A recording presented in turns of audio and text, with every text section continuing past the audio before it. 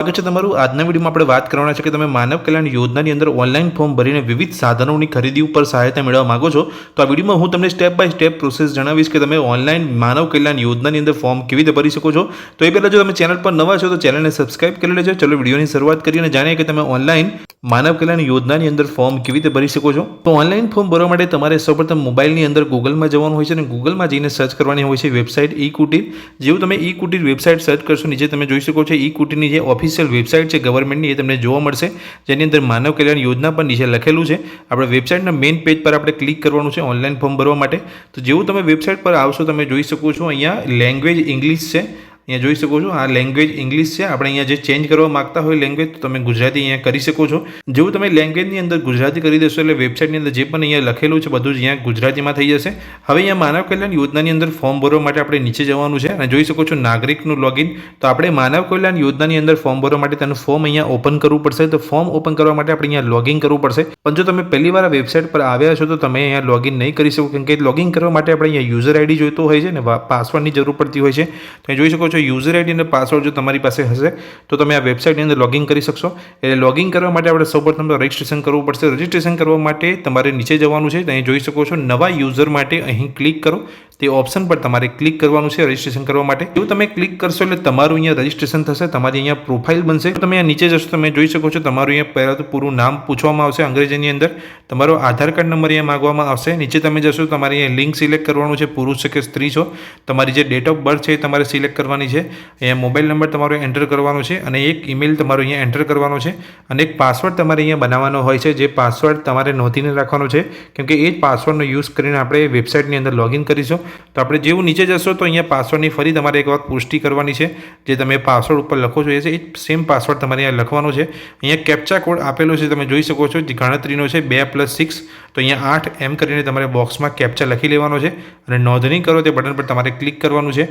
જો તમે નોંધણી કરો બટન પર ક્લિક કરશો તમે જે અહીંયા મોબાઈલ નંબર એન્ટર કર્યો છે તેની પર એક મેસેજ આવશે, જેની અંદર તમને વેબસાઇટ દ્વારા એક યુઝર આઈડી આપવામાં આવશે। કઈ રીતનો યુઝર આઈડી હોય છે તમે જોઈ શકો છો ઈ કુટીર પોર્ટલ તરફથી તમને આ પ્રકારનો એક મેસેજ આવશે, જેની અંદર તમારો યુઝર આઈડી લખેલો હશે, જેની મદદથી આપણે લોગિન કરીશું અને જે તમે પાસવર્ડ અહીંયા લખ્યો હશે એ પાસવર્ડ તમને અહીંયા જોવા મળશે।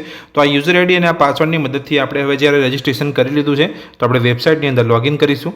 જે આપણને મેસેજ દ્વારા ઈ કુટીર પોર્ટલ દ્વારા આપણને જે યુઝર આઈડી આપવામાં આવ્યો છે તે યુઝર આઈડી આપણે પહેલાં અહીંયા લખી લઈશું અને જે પાસવર્ડ આપણે બનાવ્યો હતો એ પાસવર્ડ અહીંયા લખી દઈશું અને કેપ્ચાની અને ગણતરી કરીને અહીંયા બોક્સમાં લખીને આપણે વેબસાઇટની અંદર લોગિન કરી લઈશું। જે ઈ કુટીર પોર્ટલ દ્વારા તમને યુઝર આઈડી આપવામાં આવ્યો હતો અને જે તમે પાસવર્ડ બનાવ્યો હતો તેની મદદથી જ્યારે તમે લોગિન કરી લેશો એટલે તમારી અહીંયા પ્રોફાઇલ અહીંયા ઓપન થશે। તમે જોઈ શકો છો યુઝર પ્રોફાઇલ, તેની અંદર તમારું અહીંયા નામ છે, અરજદારનું પૂરું નામ ગુજરાતીમાં આવશે, અરજદારના પિતા અને પતિ જે પણ હોય તેનું અહીંયા અંગ્રેજીમાં નામ આવશે, નીચે ગુજરાતી અંદર નામ આવી જશે। નીચે જશો તમને અહીંયા આધાર કાર્ડ નંબર જોવા મળશે, જે એઝ ઇટ ઇઝ અહીંયા આવી ગયો છે, કેમ કે આપણે જ્યારે રજિસ્ટ્રેશન કર્યું હતું તો આધાર કાર્ડ નંબર એન્ટર કર્યો હતો એટલે અહીંયા ઓલરેડી અહીંયા આધાર કાર્ડ નંબર આપણો આવી ગયો છે।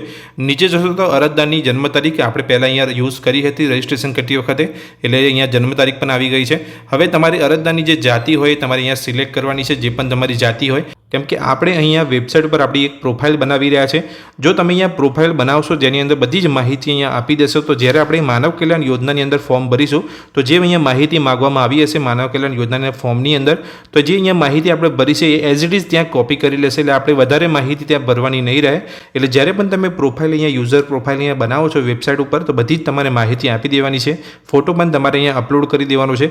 એક ટાઈપનું તમારું ફેસબુક અને આપણે ઇન્સ્ટાગ્રામ પર કેવું અકાઉન્ટ બનાવીએ છીએ એવી જ રીતે તમારે અહીંયા પ્રોફાઇલ બનાવવાની હોય છે, તો બધી જ તમારી માહિતી અહીંયા આપી દેવાની છે જ્યારે તમે અહીંયા પ્રોફાઇલ બનાવો છો। તો એ જાતિનો પ્રકાર અમને પૂછવામાં આવે છે, જે પણ જાતિમાંથી તમે હોય અનુસૂચિત જાતિ કે અનુસૂચિત જનજાતિ કે લઘુમતી અહીંયા પસંદ કરી લેવાનો છે। જાતિ પસંદ કરી લીધા પછી તમને લિંક અહીંયા પૂછવામાં આવશે, પુરુષ છો કે સ્ત્રી છો, તમારો મોબાઈલ નંબર તમને અહીંયા જોવા મળશે જે તમે રજિસ્ટ્રેશન કરતી વખતે યુઝ કર્યો હતો। પછી તમને પૂછવામાં આવશે શારીરિક વિકલાંગતા છે કે નહીં, તો હા કે ના તમારે અહીંયા ઓપ્શન સિલેક્ટ કરવાનો છે। તમારો ઈમેલ આઈડી અહીંયા જોવા મળશે, તમારો ફોન નંબર તમે અહીંયા આપવા માંગતા હોય તો તમે આપી શકો છો। ત્યારબાદ તમને અહીંયા અરજદારનો ફોટો અહીંયા પૂછવામાં આવે છે, તમારે એક પાસપોર્ટ સાઇઝનો ફોટો અહીંયા અપલોડના બટન પર ક્લિક કરીને અપલોડ કરી દેવાનો જોઈ શકો છો। અપલોડના બટન પર જેવું તમે ક્લિક કરશો તો તમે મોબાઈલની ગેલેરીમાંથી પણ તમારો ફોટો અહીંયા અપલોડ કરી શકો છો। ફોટો અપલોડ કરી લીધા પછી તમારું જે હાલનું સરનામું હોય એ તમારે અહીંયા લખવાનું હોય છે। અહીંયા જોઈ શકો છો હાલનું સરનામું તમને પૂછવામાં આવે છે, જેમાં રાજ્યનું નામ, જિલ્લાનું નામ, તાલુકાનું નામ, ગામનું નામ તમને પૂછવામાં આવે છે। અરજદારનું જે સરનામું હોય અહીંયા લખી લેવાનું છે। પિનકોડ જે તમને લાગુ પડતો હોય એ પિનકોડ તમારે આપી દેવાનું છે, જે તમારા ગામનો પિનકોડ હોય। એ પૂછવામાં આવી રહ્યું છે અરજદારનું કાયમી સરનામું. તો જે અહીંયા તમે ઉપર લખ્યું છે અરજદારનું હાલનું સરનામું અને કાયમી સરનામું જો તમારું એક જ હોય તો તમે ઉપર મુજબ ઓપ્શન જે અહીંયા આપેલો છે એ સિલેક્ટ કરી શકો છો. નહીં તો અહીં હાલનું અને કાયમી સરનામું જો અલગ હોય તો તમે અલગ અલગ પણ એડ્રેસ અહીંયા ફિલઅપ કરી શકો છો. તો હાલનું સરનામું જે તમે લખ્યું છે ઉપર ને કાયમી સરનામું જો તમારું અલગ હોય તો તમારે અહીંયા અલગ લખી દેવાનું છે. રાજ્યનું નામ, જિલ્લાનું નામ, તાલુકાનું નામ, ગામનું નામ, અરજદારનું સરનામું અને જે હાલનું અને જે કાયમી સરનામુંનો પિનકોડ અલગ હોય તો તમે પિનકોડ પણ અલગ લખી શકો છો. ત્યારબાદ તમારે અહીંયા અપડેટના બટન પર ક્લિક કરી દેવાનું છે. જેવું તમે અપડેટના બટન પર ક્લિક કરશો એટલે એક પ્રોફાઇલ તમારી અહીંયા વેબસાઇટ પર ઈ-કુટીર વેબસાઇટ પર અહીંયા ક્રિએટ થઈ જશે. એટલે તમારે હવે જ્યારે અહીંયા માનવ કલ્યાણ યોજનાની જ્યારે આપણે ફોર્મ ભરીશું તો ખાસ એવી માહિતી તમારે ફરી અહીંયા ભરવાની નહીં રહે. કેમ કે જ્યારે તમે પ્રોફાઇલની અંદર જ બધી માહિતી અહીંયા આપી દીધી છે તો માનવ કલ્યાણ યોજનાની અંદર જ્યારે આપણે ફોર્મ ભરીશું તો બધી માહિતી એ પ્રોફાઇલમાંથી ઓટોમેટિક ત્યાં લઈ લેશે. એટલે ખાસી બધી માહિતી તમારે અહીંયા ભરવાની બચી જશે. તો હવે અહીંયા અપડેટ કરી દઈશું ને આપણી એક પ્રોફાઇલ અહીંયા બની જશે જેની અંદર આપણે બધી જ માહિતી આપી દીધી છે. ફોટો પણ અપલોડ કરી દીધો છે, એડ્રેસની વિગતો પણ આપણે અહીંયા ભરી દીધી છે. તો હવે અપડેટ કરી લઈશું અને આપણે લોગિન ફરીથી કરીશું. ઈ-કુટીર વેબસાઇટ પર આપણી એક પ્રોફાઇલ બનાવી લીધા પછી તમારે ફરીથી પાછું વેબસાઇટના હોમ પેજ પર આવીને અહીંયા લોગિન કરવાનું છે. જે આપણે યુઝર આઈડી આપણને આપવામાં આવ્યો હતો યુઝર આઈડી અને પાસવર્ડ એન્ટર કરીને આપણે ફરીથી અહીંયા કેપ્ચા એન્ટર કરીને લોગિન કરી લેવાનું છે. વેબસાઇટ ઉપર પ્રોફાઇલ બનાવી લીધા પછી તમે ફરીથી જ્યારે લોગિન કરશો એટલે તમારું નામ પણ અહીંયા આવી જશે. તમે જોઈ શકો છો. હવે જે પણ તમે યોજનાની અંદર લાભ લેવા માંગતા હોય યોજના ઉપર તમારે ક્લિક કરવાનું છે. તમે માનવ કલ્યાણ યોજનાની અંદર ફોર્મ ભરવા માંગીએ છીએ માનવ કલ્યાણ યોજનાના ઓપ્શન પર આપણે ક્લિક કરીશું. જેવું તમે માનવ કલ્યાણ યોજનાની અંદર ફોર્મ ભરવા માટે માનવ કલ્યાણ યોજનાના ઓપ્શન પર ક્લિક કરશો એટલે માનવ કલ્યાણ યોજના અંતર્ગત જે અહીંયા માહિતી આપેલી છે વેબસાઇટ પર એ બધી જ તમને જોવા મળશે. તમારે નીચે જવાનું છે. એ માહિતી તમે વાંચવા માંગતા હોય તો વાંચી શકો છો. કયા કયા વ્યવસાયને લઈને સહાય મળશે માહિતી આપેલી છે. અને જેવું તમે અહીંયા નીચે જોશો તો અહીંયા ઓકેનું બટન તમને જોવા મળે છે. ઓકેના બટન પર તમારે ક્લિક કરીને આગળ વધવાનું છે.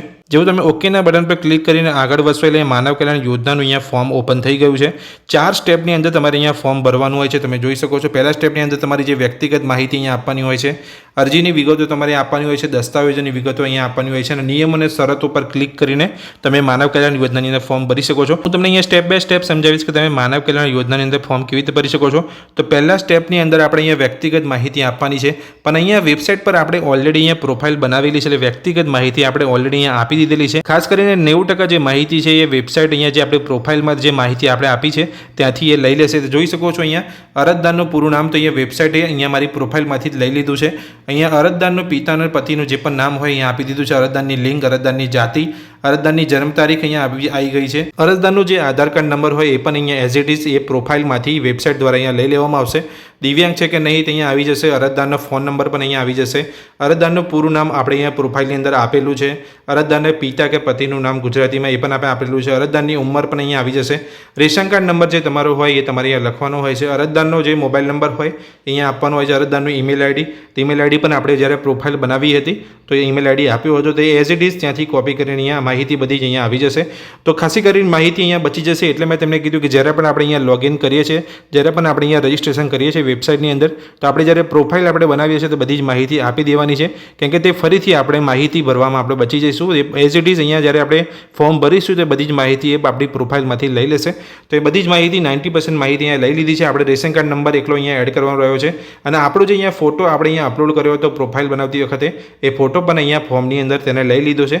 હવે આપણે અહીંયા પેજની અંદર નીચે જશું. તમે જોઈ શકો છો અરજદારનું હાલનું સરનામું પૂછવામાં આવ્યું છે તો એ પણ આપણે પ્રોફાઇલ બનાવતી વખતે હાલનું સરનામું આપ્યું હતું. તો એઝ ઇટ ઇઝ તે વેબસાઇટ દ્વારા અહીંયા પ્રોફાઇલમાંથી લઈ લેવામાં આવ્યું છે હાલનું સરનામું અને અરજદારનું કાયમી સરનામું. જો હાલનું સરનામું કાયમી સરનામું એક જ હોય તો તમે ઉપર મુજબના ઓપ્શન પર ક્લિક કરી શકો છો. આટલી ડિટેલ્સ તમારી બધી એઝ ઇટ ઇઝ અહીંયા આવી જાય. કોઈ ડિટેલ્સ તમારે અહીંયા લખવાની બાકી રહેતી હોય તો તમારે લખી દેવાની છે. જે પણ ઓપ્શન પર તમને લાલ કલરનું ચિહ્ન જોવા મળે છે તે માહિતી તમારે ચોક્કસથી અહીંયા ભરવાની હોય છે. તેથી તમે છોડી દેશો તો અહીંયા નેક્સ્ટના બટન પર ક્લિક કરીને તમે આગળ ફોર્મની અંદર નહીં વધી શકો. એટલે જે પણ ઓપ્શન પર લાલ કલરનું તમને ચિહ્ન જોવા મળે છે તે માહિતી તમારે ચોક્કસથી અહીંયા ભરવાની હોય છે. તો આટલી માહિતી અહીંયા આપી દીધા પછી તમારે સેવ અને નેક્સ્ટના બટન પર ક્લિક કરવાનું છે. સેવ અને નેક્સ્ટના બટન પર જો તમે ક્લિક કરશો એટલે આપણે બીજા પાર્ટની અંદર આવી ગયા છે અરજીની વિગતો. અરજીની વિગતોની અંદર તમે જોઈ શકો છો ટૂલ કિટ્સનું નામ. તો એ જે પ્લીઝ સિલેક્ટના ઓપ્શન પર ક્લિક કરવાનું છે. આ એક મહત્વનો ઓપ્શન છે જે તમારે ધ્યાનથી અહીંયા ભરવાનું છે.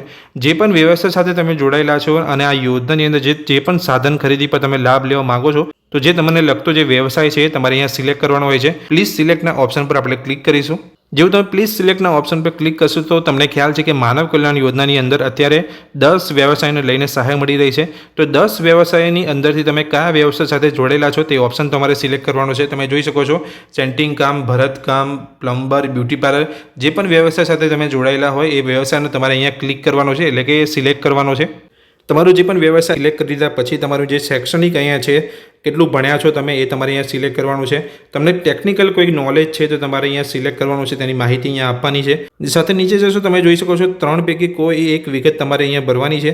તો ગ્રામ્ય વિસ્તારનું BPL કાર્ડ એટલે કે BPL દાખલા પર જે પણ નંબર હોય તમારો એ તમારે અહીંયા આપવાનો હોય છે અને BPL કાર્ડનો જે પણ સ્કોર હોય એ તમારે અહીંયા લખવાનો હોય છે. શહેરી વિસ્તાર માટે સુવર્ણ રોજગાર કાર્ડ જો તમે ધરાવતા હોય તો તેની માહિતી અહીંયા આપવાની છે.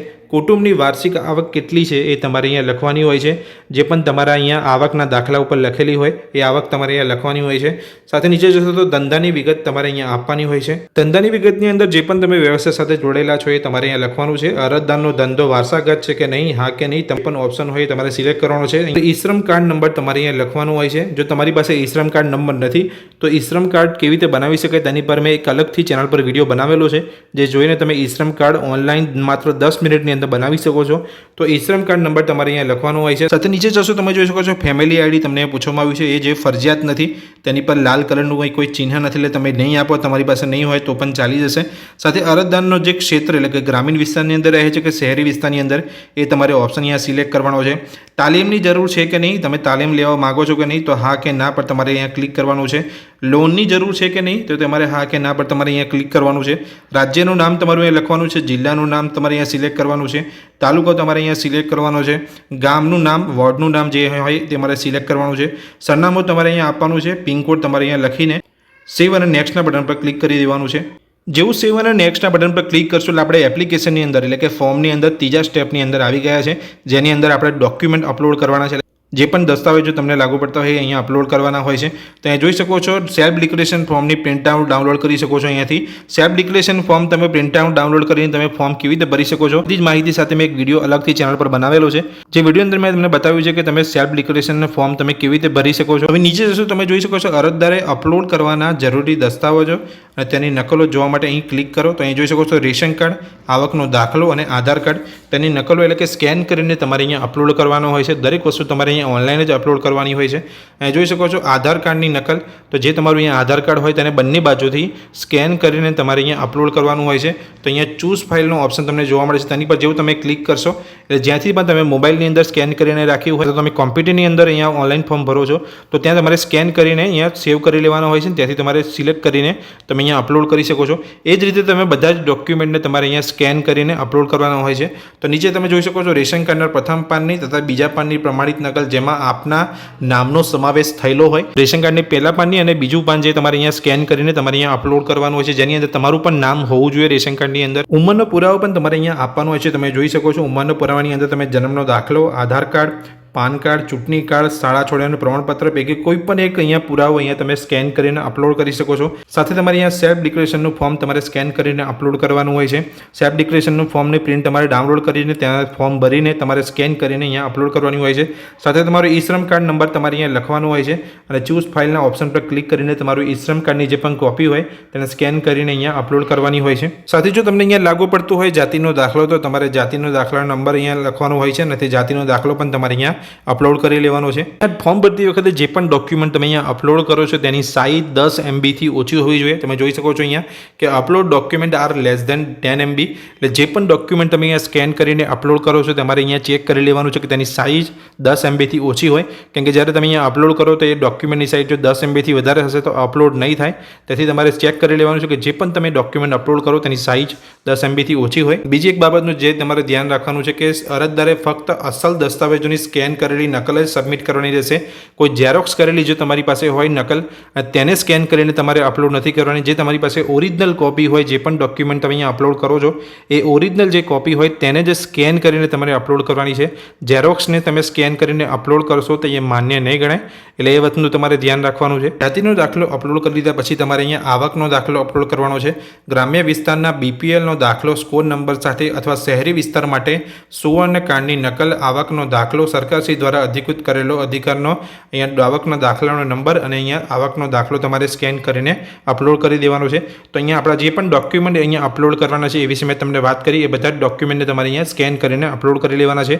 તો આપણે અપલોડ કરી લીધા પછી તમારે નીચે જવાનું છે. અહીંયા નીચે સેવ અને નેક્સ્ટ પર ક્લિક કરવાનું છે. ડોક્યુમેન્ટ અહીંયા અપલોડ કરી દીધા પછી આપણે ફોર્મની અંદર લાસ્ટ સ્ટેપની અંદર આવી ગયા છે, જેની અંદર નિયમો અને શરતોનો ઓપ્શન છે. તો અહીંયા જે પણ નિયમ અને શરતો છે તમારે વાંચી લેવાની છે. જે તમને અહીંયા બોક્સ જોવા મળે છે તેની પર તમારે ક્લિક કરવાનું છે અને અહીંયા સેવ અને નેક્સ્ટના બટન પર ક્લિક કરવાનું છે. જેવું તમે સેવ અને નેક્સ્ટના બટન પર ક્લિક કરશો એટલે માનવ કલ્યાણ યોજનાની અંદર તમારું ફોર્મ અહીંયા સબમિટ થઈ જશે અને તમને એક અરજી નંબર આપવામાં આવશે. જે અરજી નંબર તમારે નોંધીને રાખવાનું છે. હવે વાત કરું કે જે તમે અહીંયા ઓનલાઈન ફોર્મ ભરી દીધું છે તેનું સ્ટેટસ તમે કેવી રીતે જોઈ શકો છો. તો તેના માટે આપણે જે અહીંયા અરજી નંબર આપ્યો છે નોંધીને રાખવાનો છે. અરજી નંબરનો યુઝ કરીને તમે તમારી અરજીનું સ્ટેટસ અહીંયા જોઈ શકો છો. અહીંયા જે તમે માનવ કલ્યાણ યોજનાની અંદર અરજી કરી છે એટલે કે ફોર્મ ભર્યું છે તેનું સ્ટેટસ જોવા માટે વેબસાઇટ પર પાછું હોમ પેજ પર જવાનું છે. જેવું તમે વેબસાઇટના હોમ પેજ પર જશો એટલે તમને એક ઓપ્શન જોવા મળશે તમારી એપ્લિકેશનની સ્થિતિ.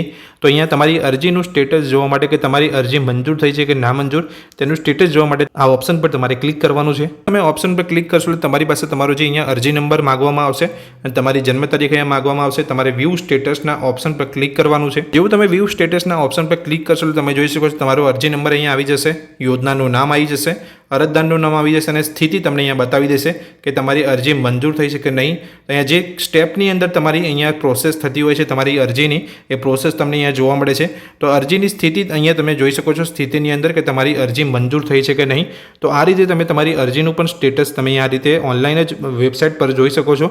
તો દોસ્તો આ વિડીયો અંદર મેં તમને વાત કરી કે તમે માનવ કલ્યાણ યોજનાની અંદર ઓનલાઈન ફોર્મ કેવી રીતે ભરી શકો છો અને ઓનલાઈન ફોર્મ ભરી લીધા પછી તમારી અરજીનું સ્થિતિ એટલે કે એનું સ્ટેટસ પણ તમે કેવી રીતે જોઈ શકો છો.